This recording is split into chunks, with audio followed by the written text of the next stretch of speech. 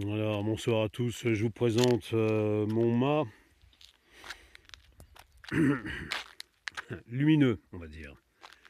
Mon mât lumineux sur un Azub Max 700. Voilà comment ça fonctionne.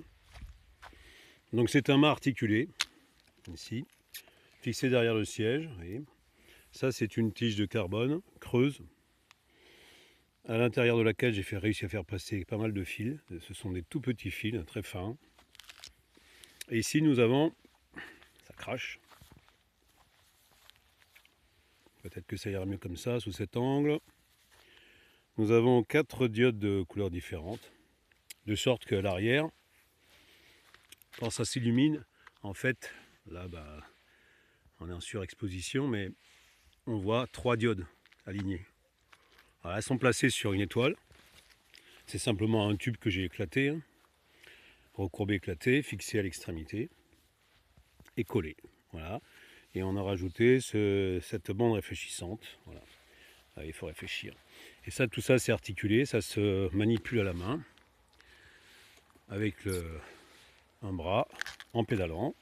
On peut le remettre à la verticale, ou si on veut vraiment se signaliser de nuit, by night, voilà. Ce qui fait que l'extrémité du mât est tout à fait visualisable sur la chaussée. Voilà. Ensuite, ce sont des LED 12 volts. Ici, vous voyez, j'ai un phare, normalement c'est interdit par la loi, amende 11 €. Ouais, moi je l'utilise toujours.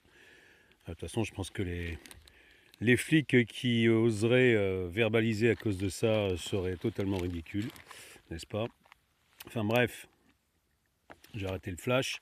Ici, nous avons un convertisseur ici que j'ai relié à mes 4 diodes en parallèle, qui convertit le 5 volts d'une petite batterie de stockage ici solaire en 12 volts. Voilà. C'est un augmenteur de tension. Voilà, dans ce petit truc lumineux là, il y a un augmenteur de tension. On passe de 5 en sortie à 12 continu. Voilà l'idée. Et les deux d'ailleurs sont alimentés dans mon système par cette batterie, ce qui lui donne beaucoup plus d'autonomie. Voilà.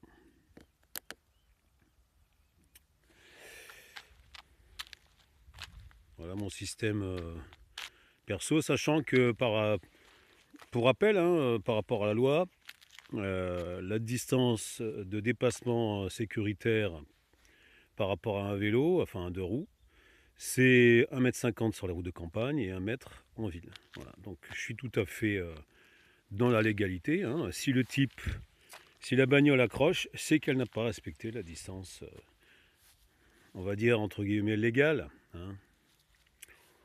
Voilà. Donc c'est le principe. Bon, évidemment, si je me fais accrocher les diodes, ça va faire des dommages. Il faudra reconstruire le truc.